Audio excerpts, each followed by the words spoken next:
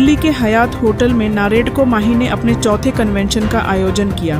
भारतीय अवसंरचना क्षेत्र में हो रहे परिवर्तन को देखते हुए दिल्ली एनसीटी सरकार के कैबिनेट मंत्री प्रवेश साहिब सिंह वर्मा ने चौथे नारेडको माही कन्वेंशन में कहा कि देश में स्मार्ट सिटी विकसित करने के लिए सुंदरता अत्यंत महत्वपूर्ण है। वर्ष 2025 के इस वार्षिक कन्वेंशन की थीम राइज एंड बिल्ड रही women transforming real estate for a sustainable tomorrow Mahi की स्थापना 2021 में NAREDCO national real estate development council द्वारा की गई थी, जिसका उद्देश्य महिला उद्यमियों को सशक्त बनाना और रियल एस्टेट व संबंधित क्षेत्रों में महिलाओं की भागीदारी को प्रोत्साहित करना है। नारेडको माही की अध्यक्ष श्रीमती स्मिता पाटिल ने कहा, भारत के आवासीय भविष्य को नीति से बनाना होगा, उद्योग से आकार देना होगा और समावेशी मूल्यों, विशेष रूप से महिलाओं और उभरते नेताओं को सशक्त बनाने से मार्गदर्शन लेना होगा। हमारी पहल शाश्वत निर्माण के तहत हम सतत रियल एस्टेट विकास पर केंद्रित हैं। नारेडको माही का ये 4th नेशनल कन्वेंशन है।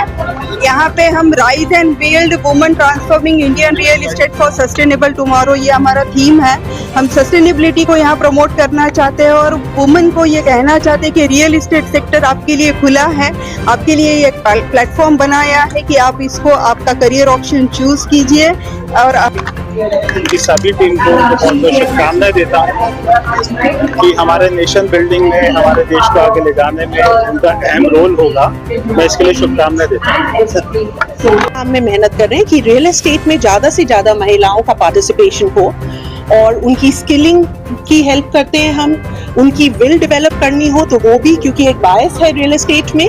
और इसके अलावा बहुत सारे हमारे इनिशिएटिव्स हैं जहां हम रेडा की कोचिंग कराते हैं, हमारे स्टार्टअप इंक्यूबेटर हैं डॉल्फिन टैंक, हम वाटर सेविंग पे वर्क करते हैं। और जो मैंने अभी तक सब गेस्ट स्पीकर्स को सुना है बोलते हुए, जैसे स्मिता जी ने बोला है कि ओनली 2% इन लीडरशिप पर आगे बढ़ना है, पर मुझे पता है कि जैसे नारेडको काम कर रहे हैं, जो नारेडको जी के श्री बाबूजी ने बोला है कि हमें अपना माइंडसेट चेंज करना पड़ेगा।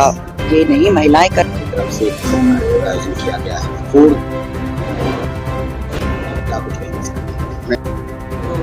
इसमें वाकई इस तरह के प्रोग्राम करने से जो हमारी विमेन फोर्स है, जो लेडीज हैं, वो आगे आएंगी और इस रियल एस्टेट में बहुत अच्छा कंट्रीब्यूशन देंगी।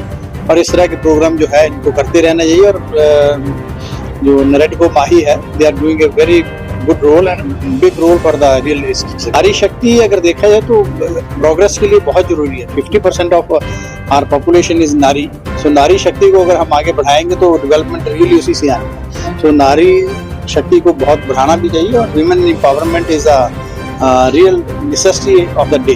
और देखिए, प्रधानमंत्री जी कहते ही हैं कि housing for all, PMAY scheme, पहले जो कैबिनेट मीटिंग हुई थी, नए सरकार जब आए तो उन्होंने 1 करोड़ घर अर्बन एरिया, 2 करोड़ घर रूरल एरिया की ऐलान कर दी और उसके अंदर पूरा बताया कि हम ये 5 साल के अंदर करना चाहते हैं। मेरे अंदाज से इसके ऊपर हम ध्यान देंगे।